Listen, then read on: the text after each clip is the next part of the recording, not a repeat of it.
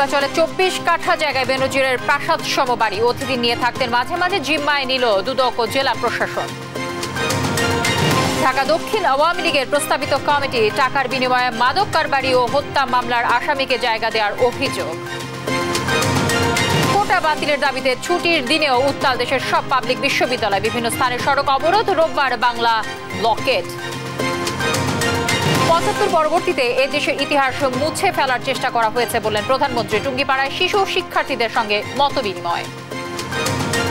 এবং দেশের 15 জেলায় লাখো মানুষ পানিবন্দী, টানা বর্ষণে প্লাবিত হচ্ছে নতুন নতুন এলাকা, চরম ভোগান্তিতে দিন কাটছে বানভাসীদের। দর্শক, সংবাদ রাতে শুনছিলেন একেএসটিএন টিপার সংবাদ শিরোনামগুলো, সঙ্গে রয়েছে আমি তানজিয়া জুথি। দর্শক, সংবাদ শিরোনামে আপনাদের যেমনটি জানানোর চেষ্টা করছিলাম যে 24 কাঠা জমির ওপর আলিশান বাড়ি, নাম শাভানা ইকো রিসোর্ট, যার মালিক সাবেক আইজিপি বেনজির আহমেদ। বাড়িটি জিম্মায় নিয়েছে দুর্নীতি দমন কমিশন ও জেলা প্রশাসন। স্থানীয়রা বলছেন যে বেনজির মাঝে মাঝে এখানে এসে থাকতেন, সঙ্গে থাকতো নানা ধরনের অতিথি। বিস্তারিত জানাচ্ছেন আমাদের সহকর্মী শাহাদাত নিশাত। ২০২২ সালে এই আলিশান বাংলো বাড়ি নির্মাণ করেন তৎকালীন পুলিশ প্রধান বেনজির আহমেদ। নাম রাখেন শাভানা ইকো রিসোর্ট। ইউরোপীয় স্থাপত্যের আদলে তৈরি করা এই বাংলো বাড়িতে তিনি নিয়মিত থাকতেন না, তবে মাঝে মাঝে আসতেন নানা অতিথি নিয়ে, থাকতেনও মাঝে মধ্যে। স্থানীয়রা জানিয়েছেন, লাল রঙের ডুপ্লেক্স এই বাড়িকে ঘিরে তাদের নানা কৌতূহল থাকলেও পুলিশ প্রধানের ভয়ে কেউই মুখ খুলতেন না। বাড়ি কাজ শেষ করছে, উনি মাঝে মাঝে আসতো। ঘরে মরে বাড়ির আশেপাশে আইতাম না, চাপতাম না। কুত্তার এই যে সময়তে বাজারে বাজারে যাইতো, কইতো যে 5 কেজি গরুর মাংস কুত্তারে খাওয়াই। এই কেন গাড়ির ভিড় দেখতাম, এরা নামতো, মেয়ে নিয়ে নামতো, নামলে জিজ্ঞাসা করতাম যে মেয়ে। শনিবার বিকেলে নারায়ণগঞ্জের অতিরিক্ত জেলা প্রশাসক শফিকুল আলম ও দুদকের উপপরিচালক মইনুল হাসানের নেতৃত্বে একটি দল নারায়ণগঞ্জের রূপগঞ্জের পূর্বাচলের দক্ষিণবাগ এলাকায় যান। সেখানে বিলাসবহুল এই বাংলোটির প্রধান ফটকে তালা দিয়ে তারা নিজের জিম্মায় নেন। বাড়িটি ক্রয় করার শেষে জেলা প্রশাসনের অতিরিক্ত জেলা প্রশাসক শফিকুল আলম জানান, আদালতের নির্দেশ মেনে এই বাড়িটি ক্রয় করা হয়েছে। আগামী শনিবার পর্যন্ত বাড়িটি স্থানীয় মেম্বারের জিম্মায় রাখা হয়েছে বলেও উল্লেখ করেন প্রশাসনের এই কর্মকর্তা। আপাত দৃষ্টিতে আমরা 2 তলা একটি ভবন পেয়েছি। কিছু পেট অ্যানিমেল আছে, যেমন কুকুর এবং পাখি দেখা গেছে। এখানে নিরাপত্তা প্রহরী যিনি 2 জন এখানে আছে, তাদেরকে রাখা হলো। পাশাপাশি আমরা স্থানীয় মেম্বারের জিম্মায় আগামী সোমবার পর্যন্ত তার জিম্মায় এটা রাখা হলো। বাড়িটি ক্রয় করার শেষে দুদকের নারায়ণগঞ্জের উপপরিচালক জানান, 6 কাঠা করে 4টি প্লটের 24 কাঠার মধ্যে এই বাড়িটি বানানো হয়েছে। সাবেক আইজিপি বেনজিরের নারায়ণগঞ্জে আর কোনো সম্পদ আছে কিনা তা অনুসন্ধান চলছে বলেও জানান দুদকের এই কর্মকর্তা। টোটাল হচ্ছে 6 কাঠা করে একটা প্লট, তো 4টা 24 কাঠা, ওই 4টা প্লটকে একত্রিত করে 24 কাঠার একটা প্লট। এখানে এই প্লটটার উপরে এই ভবনটি নির্মিত। স্থানীয়রা জানান, 8 বছর আগে এলাকার প্রয়াত প্রেমানন্দ সরকারের সন্তানদের কাছ থেকে 1,83,00,000 টাকায় জোরপূর্বক 55% জায়গা নেন বেনজির। মাঝে মধ্যে বেনজিরকে বাড়িটির মধ্যে নারীদের সাথে নিয়ে ঢুকতে দেখতেন স্থানীয়রা, কিন্তু তাদের কাছে নারীদের পরিচয় দেওয়া হতো বেনজিরের পরিবারের সদস্য বলে। শাহাদাত নিশাত, দেশ টিভি, নারায়ণগঞ্জ। দীর্ঘদিন পর সম্মেলন হয়ে যাওয়া 24টি ওয়ার্ড ও 75টি থানা কমিটি জমা দিয়েছে মেয়াদ উত্তীর্ণ ঢাকা মহানগর দক্ষিণ আওয়ামী লীগ। তালিকায় আছে ক্যাসিনো কাণ্ডের আসামি, হত্যাকারী, বিএনপি নেতা সহ বিতর্কিত অনেকে। অভিযোগ উঠেছে কোটি কোটি টাকা বাণিজ্য হয়েছে কমিটি গঠনে। এ নিয়ে নিজেকে নির্দোষ দাবি করলেও সভাপতির বিষয়ে মন্তব্য করতে রাজি হননি ঢাকা দক্ষিণের সাধারণ সম্পাদক হুমায়ুন কবির। কেন্দ্রীয় নেতা মির্জা আজম বলেছেন, শেষ পর্যন্ত বিতর্কিত কেউ পদ পাবে না। তৌফিক মাহমুদ মুন্না রিপোর্টে বিস্তারিত। 2019 সালের 30 নভেম্বর ঢাকা মহানগর উত্তর দক্ষিণ আওয়ামী লীগের সম্মেলন অনুষ্ঠিত হয়। এতে দক্ষিণ সভাপতি হিসেবে আবু আহমদ মান্নাফি এবং সাধারণ সম্পাদক হিসেবে দায়িত্ব পান হুমায়ুন কবির। 2022 সালে শেষ হয়ে যায় এই কমিটির মেয়াদ। কেন্দ্র থেকে বারবার তাগিদ দিলে ওয়ার্ড থানা কমিটি নিয়ে কোনো কর্ণপাত করেনি দক্ষিণ আওয়ামী লীগ। অবশেষে 16 জুন অর্ল থানা কমিটি জমা দেয় সাধারণ সম্পাদকের কাছে। শুরু থেকেই বিতর্কজনক সঙ্গী দক্ষিণ আওয়ামী লীগের, নেই কোনো শৃঙ্খলা। আপনাদের এই যে সামনে আপনি দাঁড়িয়েছেন, এই দাঁড়িয়ালা, এই যে দাঁড়িয়ালা, হ্যাঁ আপনার টানা মানে কেন? আপনারা প্রস্তাবিত কমিটি নিয়ে এরই মধ্যে উঠেছে বিস্তর অভিযোগ। 9 নম্বর ওয়ার্ডের প্রস্তাবিত সাধারণ সম্পাদক ওয়াহিদুর রহমান চৌধুরী ওয়াহিদের বিরুদ্ধে রয়েছে দিলকুশা সহ বিভিন্ন এলাকায় একাধিক জায়গা দখল। লালবাগ থানা সাধারণ সম্পাদক পদে নাম গেছে খোদ দক্ষিণের সাধারণ সম্পাদকের আপন ভাইয়ের। অভিযোগ আছে দক্ষিণ সভাপতিকে গাড়ি উপহার দিয়ে সাধারণ সম্পাদকের পদে নিজের নাম বসিয়েছেন হত্যা মামলার আসামি গোলাম মোস্তফা শিমুল। এদিকে ভাইয়ের পরে নিজ ভাগ্নেকে ওয়ার্ড সেক্রেটারি পদ দিয়েছেন সাধারণ সম্পাদক হুমায়ুন কবির। বিতর্কিত কর্মকাণ্ডের অভিযুক্ত কাউন্সিলর আকাশ কুমার ভৌমিককে থানার সেক্রেটারি পদে প্রস্তাব করা হয়েছে। অন্য দল থেকে উড়ে এসে জুড়ে বসা বিএনপির পদধারী এমনকি মাদক মামলার আসামি চিহ্নিত মাদক ব্যবসায়ী নামও প্রস্তাব করা হয়েছে থানা ওয়ার্ড কমিটির সভাপতি সাধারণ সম্পাদক পদে। তৃণমূলের প্রস্তাবিত কমিটি নিয়ে ক্ষোভের শেষ নেই। স্বয়ং দলীয় সভাপতির হস্তক্ষেপ কামনা করছেন কেউ কেউ। শাহবাগ থানার সভাপতি যারে প্রস্তাব করছে সে মেয়ে লোকের দেহ ব্যবসা করতো আনন্দবাজার, তারে ঝাড়ুর মিছিল বের করছে মেয়ে লোকরা। এই থানাও মামলা আছে, মামলা ওসি লাগছে লুচ্চা শহীদ। অফার আসলেও যদি সভাপতি পদে থাকতে চান তাহলে 20 লক্ষ টাকা দিতে হবে, আপনি পুনরায় সভাপতি হবেন। আমি বলেছি আমি টাকা দিয়ে নেতা হবে না, আমাকে শেখ হাসিনা নেতা বানাইছেন, যদি উনি পুনরায় মনে করেন যে আমাকে রাখবেন। এখানে সভাপতি সব টাকা চাইলো, আমি সেক্রেটারির কাছে আসলাম, এখানেও আমার টাকা দিতে হবে। ভাই আমি সালাম দিয়ে বললাম যে আমি ঠিক আছে টাকা দিয়ে আমি রাজনীতি করব না। যে কোনো সময় ক্ষোভের বিস্ফোরণ ঘটতে পারে জানিয়ে অনতিবিলম্বে মহানগর কমিটির সম্মেলন দাবি করলেন তৃণমূলের নেতারা। 75টি ওয়ার্ড 24টি থানাতে বাদ দেওয়া হয়েছে, তারা সবাই একটা বিক্ষুব্ধ অবস্থায় রয়েছে। কোন সময় যে বিস্ফোরণ ঘটে সেটা আসলে সময় হলে আপনি দেখতে পারবেন যে কোনো সময় বিস্ফোরণ করতে পারে। 2001-এ যখন বিএনপি ক্ষমতা আসে তখন কিন্তু আমরা মার খেয়েছি। যারা আমাদেরকে মারছে তারা এখন আবার এই পার্টির দায়িত্ব নেতৃত্ব দিতে চায়। কষ্টটা কোথায় আপনি এখন চিন্তা করতে পারেন। আমরা প্রধানমন্ত্রীর কাছে আকুল আবেদন করে বলি যে আপনি মহানগরের দিকে সুদৃষ্টি দেন।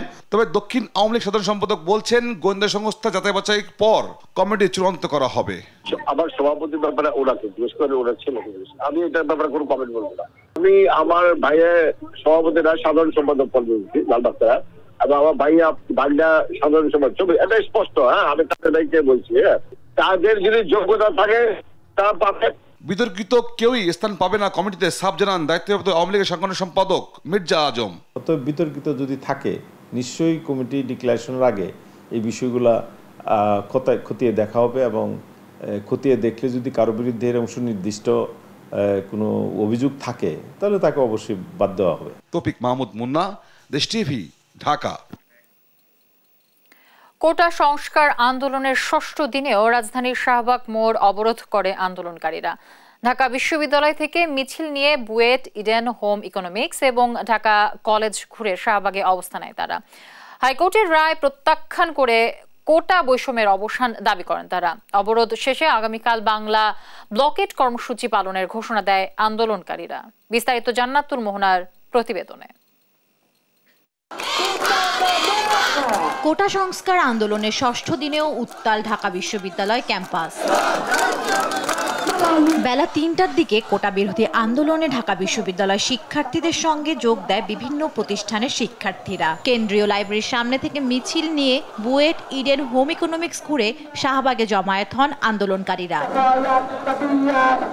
মুক্তিযোদ্ধা কোটা বহাল থাকা নিয়ে হাইকোর্টের রায়কে প্রত্যাখ্যান করে চাকরি প্রত্যাশীরা। মুক্তিযোদ্ধাদেরকে আরো দেন, আরো বেশি করে দেন, বাড়ি করে দেন, একটা করে বিএমডব্লিউ গাড়ি দেন, আমরা মেনে নিব, কিন্তু আমাদের থালার ভাত আপনি কেন কেড়ে নেবেন? আমাদের অধিকার যতদিন না আদায় হচ্ছে আমরা অবশ্যই আমাদের আন্দোলন চালু রাখবো। আমি দাবি জানাচ্ছি এবং আমাদের সমন্বিত দাবি জানাচ্ছি, এবং যেহেতু আমরা দেখেছি যে প্রশাসন এই পর্যন্ত আমাদের এই দাবিটিকে অ্যাড্রেস করেনি, এই কারণে আগামীকাল 3টা থেকে আমাদের বাংলাদেশ ব্লকেট কর্মসূচি চলবে। যদি আমাদের মেধার মূল্যায়ন নাই করা হয় তাহলে ঢাকা ইউনিভার্সিটির মতো এত পাবলিক ইউনিভার্সিটি রাখার তো কোনো যৌক্তিক কারণ দেখি না। রোববার বেলা 3টা থেকে বাংলা ব্লকেট কর্মসূচি ঘোষণা করে আন্দোলনকারীরা। এতে ঢাকা বিশ্ববিদ্যালয় সহ সব পাবলিক বিশ্ববিদ্যালয়ের প্রবেশ পথ, গুরুত্বপূর্ণ মোড় ও মহাসড়ক অবরোধ করা হবে বলে জানান তারা। জান্নাতুল মোহনা, দেশ টিভি, ঢাকা। কোটা বাতিলের দাবিতে আন্দোলনে উত্তাল দেশের অন্যান্য বিশ্ববিদ্যালয়ও। নিজ নিজ ক্যাম্পাসে বিক্ষোভ সহ নানা কর্মসূচি পালন করে শিক্ষার্থীরা। দাবি আদায়ে বিভিন্ন সড়ক, মহাসড়কও অবরোধ করে তারা। কোটার কারণে চাকরি পেতে বৈষম্যের শিকার হচ্ছেন বলে দাবি আন্দোলনকারীদের। সহকর্মীদের তথ্য ও চিত্রে শুভশ্রী রায়ের ডেস্ক রিপোর্ট।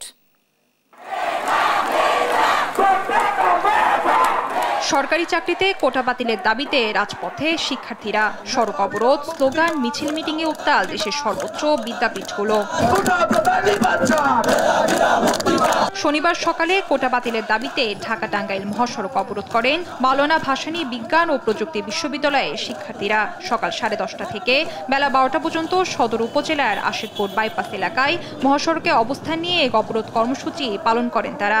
এতে মহাসড়কের দুই পাশে যানবাহন চলাচল বন্ধ হয়ে সৃষ্টি হয় দীর্ঘ যানজট। একই দাবিতে এদিন বৃষ্টি উপেক্ষা করে রাজশাহী বিশ্ববিদ্যালয় প্রধান ফটকের সামনে অবস্থান নিয়ে বিক্ষোভ করে কোটা বিরোধী শিক্ষার্থীরা। এ সময় বিভিন্ন স্লোগান দিয়ে নিজেদের দাবি তুলে ধরেন তারা। আন্দোলনরত শিক্ষার্থীদের আক্ষেপ, কোটার কারণে দেশ সেবার সুযোগ থেকে বঞ্চিত হচ্ছেন মেধাবীরা। পরিশ্রম আর মেধার অবমূল্যায়ন হচ্ছে এই কোটার মাধ্যমে। যদি 70% পুরোটাই ফিল আপ করে ফেলে, 52% তো গেল মানে মুক্তিযোদ্ধা কোটায়, তারপর যদি বাকি 20% এভাবে অন্যান্য কোটায় ফিল আপ হয়ে যায়, তাহলে সাধারণ মানুষের জায়গাটা কোথায় থাকবে? আমরা 18 সালে যে পরিপত্র আছে সেই পরিপত্র মানে বাতিল করা যাবে না, এটা বহাল রাখতে হবে। মেধার ভিত্তিতে নিয়োগ হবে সকল প্রকার চাকরিতে, এটাই হচ্ছে আমাদের সহজ দাবি। কোটা সংস্কারের দাবি জানিয়ে পদযাত্রা ও ছাত্র সমাবেশ হয় ইসলামী বিশ্ববিদ্যালয়ে। এ সময় বিভিন্ন স্লোগানে নিজেদের দাবি তুলে ধরেন আন্দোলনকারীরা। কোটা একটা সমন্বয়ের মাধ্যমে সংকীর্ণ করা হোক। এত বড় কোটা, 56% কোটার কোনো প্রয়োজনীয় নাই। এই কোটা সংস্কার না হওয়া পর্যন্ত আমাদের এই আন্দোলন অব্যাহত থাকবে। দাবি আদায়ে ময়মনসিংহ নগরী টাউন হলে অবস্থান কর্মসূচি পালন করে চাকরি প্রার্থীরা। এ সময় উচ্চ আদালতের বহাল রাখা রায় প্রত্যাহার করে সরকারি চাকরিতে কোটা প্রত্যাহারের দাবি জানান তারা। হাইকোর্ট যে রায় দিয়েছে সেই রায় সারা বাংলাদেশের ছাত্র সমাজের মনোভাবের বিরোধী রায়। আমরা আমাদের রাজপথ থেকে হাইকোর্টের সেই রায়কে চ্যালেঞ্জ করতে চাই। কোটা বাতিলে দাবি না আদায় হওয়া পর্যন্ত কঠোর আন্দোলনের হুঁশিয়ারি সাধারণ শিক্ষার্থীদের। শুভশ্রী রায়, নিউজ ডেস্ক, দেশ টিভি। নিজেরা আন্দোলনের সফল হতে না পেরে বিএনপি অন্যের উপর ভর করছে। কোটা বিরোধী ও শিক্ষকদের আন্দোলন প্রসঙ্গে এমন মন্তব্য করেন সড়ক পরিবহন ও সেতুমন্ত্রী ওবায়দুল কাদের। রাজধানীর বেইলি রোডে পাহাড়ি ফল মেলা উদ্বোধন করে একথা বলেন তিনি। জানান, খালেদা জিয়ার মুক্তি আইনি বিষয়, এ নিয়ে জাতিসংঘে অভিযোগ করেও কোনো লাভ হবে না। বিস্তারিত হাসান মাহমুদের রিপোর্টে। বাহারি সব ফলের পসরা নিয়ে রাজধানীর বেইলি রোডে শেখ হাসিনা পার্বত্য চট্টগ্রাম ঐতিহ্য ও গবেষণা কেন্দ্রে শুরু হয়েছে পাহাড়ি ফল মেলা। আম, কাঁঠাল, কলাসহ পাহাড়ি নানা ফলের বাণিজ্যিক সম্প্রসারণে আয়োজন করেছে পার্বত্য চট্টগ্রাম বিষয়ক মন্ত্রণালয়। শনিবার সকালে ফিতা কেটে মেলার উদ্বোধন করেন সড়ক পরিবহন ও সেতুমন্ত্রী ওবায়দুল কাদের। বিভিন্ন স্টল ঘুরে দেখেন মন্ত্রী। পরে আলোচনায় অংশ নিয়ে কোটা বিরোধী ও শিক্ষকদের আন্দোলন প্রসঙ্গে ওবায়দুল কাদের বলেন, নিজেরা আন্দোলন করতে না পেরে বিএনপি অন্যের আন্দোলনের উপর ভর করছে। তার নিজেদের কোনো কিছু নেই, অস্তিত্ব নেই, নির্বাচনে যায়নি, আন্দোলনে ব্যর্থ। এখন বিএনপি কাজই হচ্ছে অন্যদের ইস্যুর উপর ভর করে। এখন শিক্ষকদের আন্দোলনের উপর ভর করবে, আবার সিদ্ধান্ত নিয়েছে কোটার উপরে, কোটা আন্দোলনের উপর ভর করবে। বলেন, খালেদা জিয়ার মুক্তি সম্পূর্ণ আইনি বিষয়, জাতিসংঘে অভিযোগ করেও কোনো লাভ হবে না। জাতিসংঘের হস্তক্ষেপ কামনা করছেন, কে শুনে জাতিসংঘের কথা? ও জাতিসংঘ দেখিয়ে কোনো লাভ নেই, এটা আইনের ব্যাপার। এ সময় ভারতকে রাজনৈতিক ও চীনকে উন্নয়নের বন্ধু আখ্যা দিয়ে ওবায়দুল কাদের বলেন, একের পর এক উন্নয়ন কাজ সমাপ্ত হতে দেখে অনেকেরই অন্তর্জ্বালা শুরু হয়েছে। আশুলিয়া এলিভেটেড এক্সপ্রেস হয়ে হচ্ছে, পদ্মা সেতু হয়ে গেল, এটা অনেকেরই অন্তর্জ্বালা। হাসান মাহমুদ, দেশ টিভি, ঢাকা। আদালতের কাঁধে বন্দুক রেখে ছাত্রদের ন্যায্য আন্দোলনকে দমানোর অপচেষ্টা করছে সরকার, এমন মন্তব্য করেছেন বিএনপির মহাসচিব মির্জা ফখরুল ইসলাম আলমগীর। বলেন, আর্থিক দুরবস্থার মধ্যে সর্বজনীন পেনশন স্কিম নামে নতুন পদক্ষেপ সরকারের দুর্বল আর্থিক খাত মেরামতের একটি অপকৌশল। সাবরিনা মজুমদারের রিপোর্টে বিস্তারিত জানবো আমরা। শনিবার গুলশানে বিএনপি চেয়ারপারসনের কার্যালয়ে একটি সংবাদ সম্মেলনের আয়োজন করেন বিএনপি মহাসচিব মির্জা ফখরুল ইসলাম আলমগীর। এ সময় তিনি বলেন, আইন ও বিচার বিভাগের দোহাই দিয়ে ছাত্র সমাজের যৌক্তিক দাবি দমনের চেষ্টা ব্যর্থ হবে। 21 শতাব্দীর এই সময় এসে প্রযুক্তি ও জ্ঞানভিত্তিক বৈশ্বিক ব্যবস্থায় টিকে থাকতে হলে মেধাভিত্তিক রাষ্ট্র ব্যবস্থা প্রতিষ্ঠার কোনো বিকল্প নেই। তাই সাধারণ ছাত্র সমাজের কোটা সংস্কার আন্দোলনের ন্যায্য ও যৌক্তিক দাবি সমূহের সঙ্গে আমরা একমত। আইন ও বিচার বিভাগের দোহাই দিয়ে ছাত্র সমাজের যৌক্তিক দাবি সমূহকে দমানোর সকল উপচেষ্টাই ব্যর্থ হবে বলে আমরা বিশ্বাস করি। বিশ্ববিদ্যালয়ের শিক্ষকরা পেনশন স্কিম বাতিলের দাবিতে যে আন্দোলন করছে তা বিএনপি সমর্থন জানায় দাবি করে দলটির মহাসচিব বলেন, পেনশন স্কিম চালুর নাম করে জনগণের পকেট খালি করতে চায় সরকার। যেহেতু দেশের অর্থনৈতিক অবস্থা চরম সংকটাপন্ন, সেহেতু অন্যান্য খাত সহ শিক্ষকদের কাছ থেকে অন্যায়ভাবে এই পেনশনের টাকা তুলে নিতে চাচ্ছে। সরকারের আর্থিক অবস্থার মধ্যে সার্বজনীন পেনশন স্কিম নামে নতুন স্কিম চালু করা সরকারের দুর্বল আর্থিক খাতে মেরামত করার একটা কৌশল। এটি এই অবৈধ আর্থিকভাবে জড়িত সরকারের আরেকটি নতুন লুটপাট স্কিম, যার নাম পেনশন স্কিম। ক্ষমতায় গেলে সব ধরনের বৈষম্যমূলক স্কিম বাতিলের হুঁশিয়ারিও দিয়েছেন তিনি। সাবিনা মজুমদার, দেশ টিভি, ঢাকা। প্রধানমন্ত্রী শেখ হাসিনা বলেছেন, শিশুদের সুন্দর জীবন নিশ্চিত করাই ছিল বঙ্গবন্ধুর লক্ষ্য। আজকে শিশুই আগামীর স্মার্ট বাংলাদেশের কারিগর উল্লেখ করে সবাইকে প্রস্তুত করার আহ্বান জানান তিনি। শনিবার সকালে গোপালগঞ্জের টুঙ্গিপাড়ায় গিমাডাঙ্গায় প্রাথমিক শিক্ষার্থীদের সাথে মত বিনিময়কালে এসব কথা বলেন প্রধানমন্ত্রী। ৭৫-এর পর দেশের ইতিহাস মুছে ফেলার চেষ্টা হয়েছে বলেও অভিযোগ করেন সরকার প্রধান। টুঙ্গিপাড়া থেকে বিস্তারিত জানাচ্ছেন আমাদের সহকর্মী জয় যাদব। পিতার বিদ্যালয়ে কন্যা ১৯১৫ সালে স্থাপিত গোপালগঞ্জের টুঙ্গিপাড়ার যে গিমাডাঙ্গা প্রাথমিক বিদ্যালয় থেকে নিজের শিক্ষা জীবন শুরু করেছিলেন জাতির পিতা বঙ্গবন্ধু শেখ মুজিবুর রহমান, শনিবার সকালে সেই বিদ্যালয় পরিদর্শন করেন তারই কন্যা প্রধানমন্ত্রী শেখ হাসিনা। প্রধানমন্ত্রীকে স্বাগত জানান ক্ষুদে শিক্ষার্থীরা। বিদ্যালয়ের বঙ্গবন্ধু কর্নার উদ্বোধনের পর এসো বঙ্গবন্ধুকে জানি অ্যালবামের মোড়ক উন্মোচন করেন তিনি। প্রধানমন্ত্রী বলেন, শিশুদের সুন্দর জীবন নিশ্চিত করাই ছিল বঙ্গবন্ধুর লক্ষ্য। মানুষের এটা জানা উচিত যে কিভাবে আমরা স্বাধীন হলাম, আর স্বাধীনতার পরেও আমাদের যে কাজগুলি সেগুলো আমাদের জানতে হবে। কারণ জাতির পিতা বঙ্গবন্ধু শেখ মুজিব ছোটবেলা থেকে কিন্তু সাধারণ মানুষের জন্য কাজ করতেন, এবং ওনার একটা মানুষের প্রতি একটা আলাদা দরদ ছিল।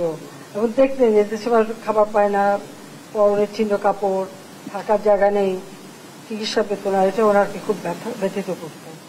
সেই জন্য বোধহয় ছোটবেলা থেকে উনি বড় হয়েছিলেন, এবং এরপর থেকে মানুষের জন্যই তিনি কাজ করতেন। নিজের জীবনের কোনো সুখ সুবিধা কিছু দেখেননি, শুধু একটাই ছিল এদেশের মানুষকে কিভাবে এই দারিদ্রের হাত থেকে মুক্তি দেবেন, কিভাবে একটা উন্নত জীবন দেবেন এবং ছোট্ট শিশুরা যেন একটা সুন্দর জীবন পায়, সেটাই ওনার জীবনের লক্ষ্য।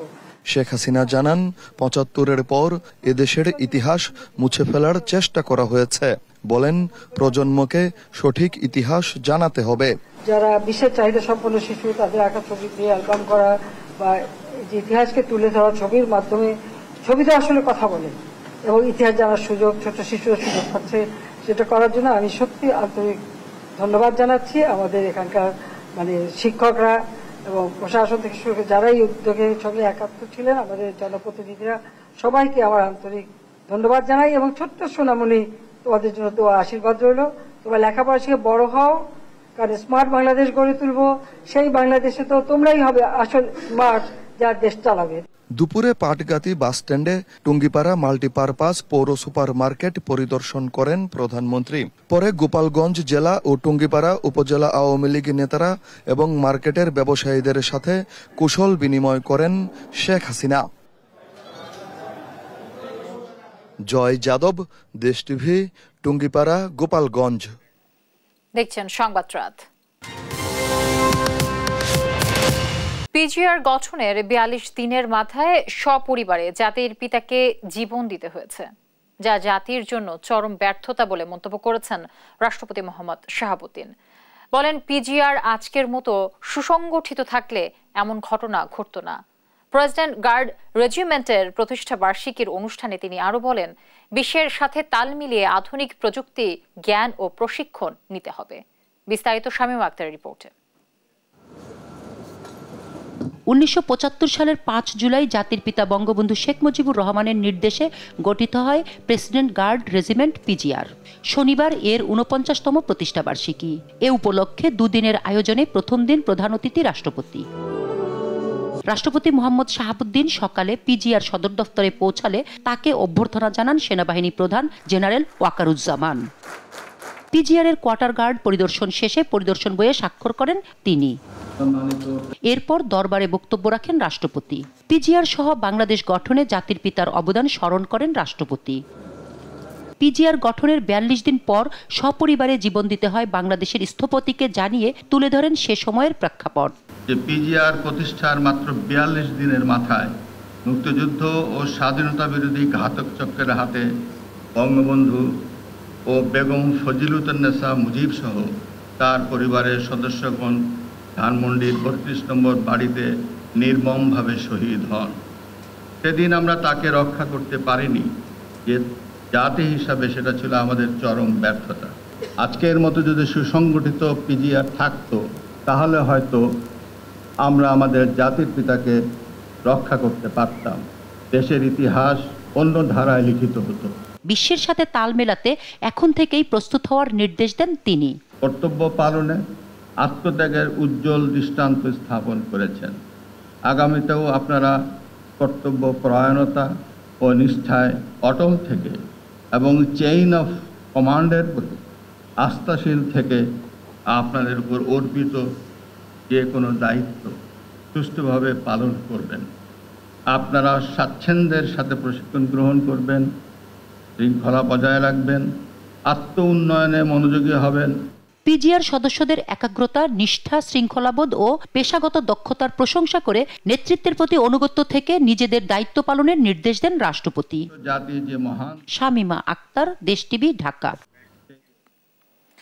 শিশুদের যোগ্য নাগরিক হিসেবে গড়ে তোলার লক্ষ্যে রাজধানীর বেইলি রোডে অফিসার্স ক্লাবে অনুষ্ঠিত হলো প্রাথমিক শিক্ষায় শুদ্ধাচার অনুশীলন শীর্ষক কর্মশালা। কর্মশালায় শিশুদের শুদ্ধাচারের প্রয়োজনীয়তা ও কলা কৌশল ও করণীয় নিয়ে আলোচনা করা হয়।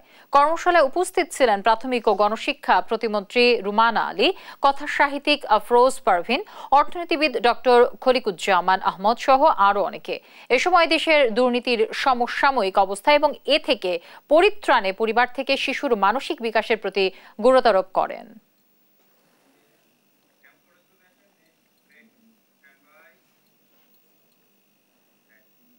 দেখছেন সংবাদ রাত। টানা বৃষ্টি ও উজানের ঢলে কুড়িগ্রাম, পঞ্চগড়, লালমনিরহাট সহ 15 জেলায় সৃষ্টি হয়েছে বন্যা পরিস্থিতি। এতে প্রায় 20 লাখ মানুষ পানিবন্দী হয়ে পড়েছে।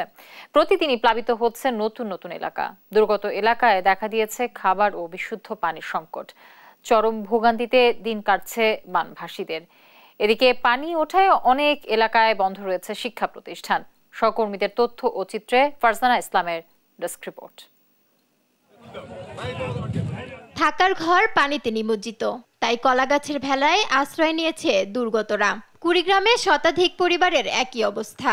ব্রহ্মপুত্রের পানি চিলমারি পয়েন্টে ও হাতিয়া পয়েন্টে প্রায় 72 সেন্টিমিটার উপর দিয়ে প্রবাহিত হওয়ায় নদী তীরবর্তী 40টি ইউনিয়নের 3 শতাধিক গ্রাম পানিতে তলিয়ে। পানি উঠায় 86টি প্রাথমিক বিদ্যালয়ের পাঠদান বন্ধ রয়েছে। এসব এলাকায় দেখা দিয়েছে খাবার ও বিশুদ্ধ পানির সংকট। ঘরের ভিতরে মনে হলো চকি টাঙে ওই উপরে আছে। বাড়ির মধ্যে পানি, চলা ফিরে, খাওয়া দাওয়া এলে মনে করলেন বিভিন্ন আর কি কষ্ট। ব্রহ্মপুত্র, যমুনা ও ঘাঘট নদীর পানি এখনো বিপদসীমার উপর দিয়ে বইছে। এতে গাইবান্ধার 4 উপজেলার 32টি ইউনিয়নে পানিবন্দী 30,000 পরিবার। শুকনো জায়গা না থাকায় রান্নাবান্না করতে না পারায় অনেকেরই দিন কাটছে অনাহারে। এদিকে জেলায় দেখা দিয়েছে খাদ্য ও বিশুদ্ধ পানির সংকট। সময়ও হয় না যে বাচ্চাকে নিয়ে থাকবো না, হলে রান্নাবান্না করেই খাবো। রানীচরে 250টি পরিবার নদী ভাঙনে বিলীন হয়ে গেছে। লালমনিরহাটে আবারও বেড়েছে তিস্তার পানি। বর্তমানে বিপদ সীমার মাত্র 10 সেন্টিমিটার নিচ দিয়ে পানি প্রবাহিত হচ্ছে। এতে নদী তীরবর্তী নিম্নাঞ্চলে ঢুকতে শুরু করেছে পানি। গত কয়েকদিনে তিস্তার পানি হঠাৎ বাড়া কমায় আতঙ্কে দিন কাটছে তিস্তাপাড়ের মানুষের। এখন তো উপায় নাই, গরু বাছর, হাঁস মুরগি নিয়ে খুবই বিপদের মধ্যে আছে। এই পানি এত হওয়াতে আমাদের ফসলি জমি নষ্ট হয়ে পড়িয়েছে। এদিকে টানা বর্ষণে পঞ্চগড়ের 33টি নদীর পানি বৃদ্ধি পেয়েছে। কয়েকদিনে রেকর্ড পরিমাণ বৃষ্টি হওয়ায় অনেকের পুকুরের পানি ভেসে গেছে, নষ্ট হয়েছে ফসলি জমি। সময় মতো বের হতে পারছে না খেটে খাওয়া মানুষ। হাঁটু পর্যন্ত পানি দেখতে পাচ্ছি এবং কি আমাদের গ্রামের আশেপাশে যত রকম ছাত্রছাত্রী যারা আছে তারা খুব অসহায়ের মধ্যে পড়ে গেছে। সাধারণ মানুষের খুব কষ্ট হচ্ছে, যারা দিনমজুরি করে তারা প্রতিদিন দিনমজুরি কাজ করে চলে, তারা চলতে পারতেছে না। এদিকে সুনামগঞ্জে সার্বিক বন্যা পরিস্থিতির উন্নতি হয়েছে। সুরমা নদীর পানি বিপদসীমার 15 সেন্টিমিটার নিচ দিয়ে প্রবাহিত হচ্ছে। সেই সাথে কমেছে জেলার ওপর দিয়ে বয়ে যাওয়া সবগুলো নদীর পানি। দেয় না, কই তো কোনো লাভ নাই। সরকার তো খালি সরকার আছে, কিন্তু কিছুতে পাই না। একবার 3বার পানি উঠলে এলিয়া কিছুই পাইলাম না, ঘরের ভিতরে বয়ে এলাম অনাহারি হইয়া। এদিকে দেখুন পেরিবার দিয়ে তুই রাখছে, আমরা এইদিকে যতটুকু পানি বাড়ে এই পানিটা যাওয়ার কোনো রাস্তা নেই। দুর্গত এলাকায় দ্রুত ত্রাণ সহায়তার দাবি বন্যা কবলিতদের। ফারজানা ইসলাম, নিউজ ডেস্ক, দেশ টিভি। চিকিৎসকরা বদলি করা কর্মস্থলে যেতে না চাইলে চাকরি ছাড়তে হবে বলে জানিয়েছেন স্বাস্থ্যমন্ত্রী ডক্টর শামসুল সেন। শনিবার সকালে চট্টগ্রাম মেডিকেল কলেজ হাসপাতালের বিভিন্ন ওয়ার্ড পরিদর্শন শেষে কথা বলেন তিনি। স্বাস্থ্যমন্ত্রী জানান, চীনের অনুদানে দগ্ধ মুমূর্ষু রোগীদের চিকিৎসা সেবা দিতে চট্টগ্রাম মেডিকেল কলেজ হাসপাতালের পাশেই বার্ন ও প্লাস্টিক সার্জারি ইউনিট নির্মাণের উদ্যোগ নেওয়া হয়েছে। চলতি মাসেই নতুন ইউনিটের ভিত্তিপ্রস্তর স্থাপন করা হবে।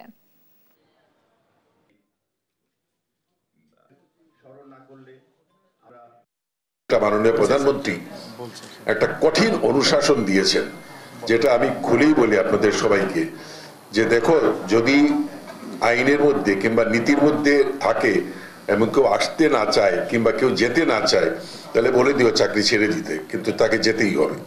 তাকে যেখানে পোস্টিং দেওয়া হবে সেখানে তাকে যেতেই হবে। দেখছেন সংবাদ রাত।